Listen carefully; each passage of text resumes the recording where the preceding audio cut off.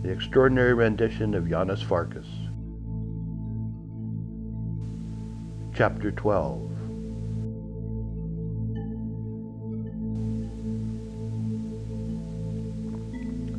What will we do with her? Those were the first words she heard.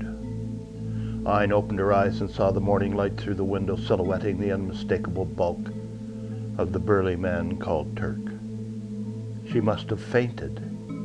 How long had she been out? She felt the tape on her mouth, and when she went to pull it off, discovered that her hands were tied to the sides of the bed frame. Her feet were not. She struggled to free a hand, and her struggle drew attention to her.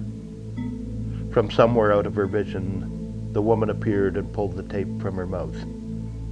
Not gently, but not with malice either. "You can scream now if you want," the woman said to her.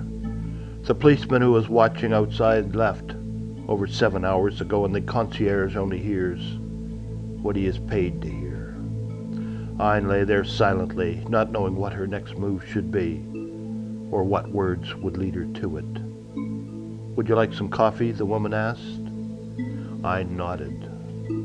When the woman returned with the coffee, she instructed the burly man to free Ayn's hands. "I'm sorry we had to tie you up, but we needed some sleep too," she said. Ayn took the coffee. It was muddy, strong, and hot and delicious, but it burnt where the tape had pulled the skin from her lips. She wet them with her tongue. "Where's my brother?" the woman asked. "Who is your brother?" Ayn replied. "Janos Farkas, the man you call your husband." "He is my husband. Look, I have the ring to prove it, and in my purse there's a wedding certificate." "Yes, we saw that. It is a stage prop, an actor's prop, nothing more. It's real."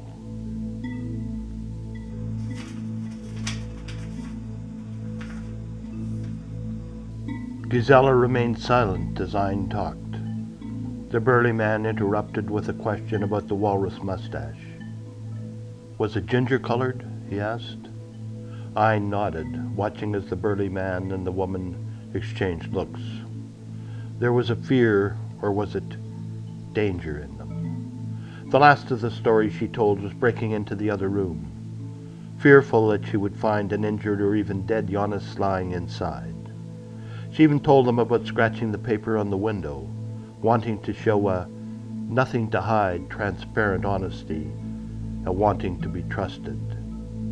The only thing she left out was the computer. There was no evidence of that, no need to explain. "Do you believe her, Turk?" Gisela asked the burly man. He gave a non-committal shrug of the shoulders and answered her in German. "Yes," Ayn said, looking directly into the man's eyes. "The truth does come out in the end. You see, I speak German. All I want to do is find my husband, find what happened to him. Why would I lie about that? You have to believe me, it is the truth." She put all her energy into the last statement, forcing the words out with an emotion that was followed by tears. "I believe you," Gisela said to her. "The last time I spoke to Janos, he told me about you. Is there anything else you remember? Anything about the man with the mustache?" "There's nothing more," Ayn replied. "Only maybe that his breath smelled like apples." "Does that mean anything? Do you know the man?" "No," Gisela replied, "we do not know the man. But we know of rumors of a man like that." "What did he look like?" "I don't know, only that he had the mustache. I only looked once. It was all so embarrassing, the way he kept hushing us. Annoying. It was Janos who turned and made him stop. I only glanced out of the corner of my eye, just a glance. That's all."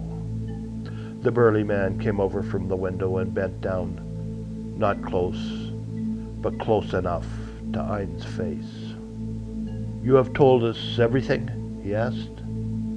"Yes." "I hope so. If you haven't, if you are lying, you are dead. I will check the story myself." Ayn's eyes puffed with tears, and her swollen, torn lips did nothing to mollify his hard stare. "Please," she said, "please find my husband for me." When he left, Gazella looked at Ein. "Turk loves Janos like a brother. I would not want to be you if what you say is not true." "It is." "I hope so. He is a man you do not want to be on the wrong side of." "Is that his name, Turk?" "It is the name he uses. That is enough to know." That's the end of chapter 12. Tomorrow, chapter 13.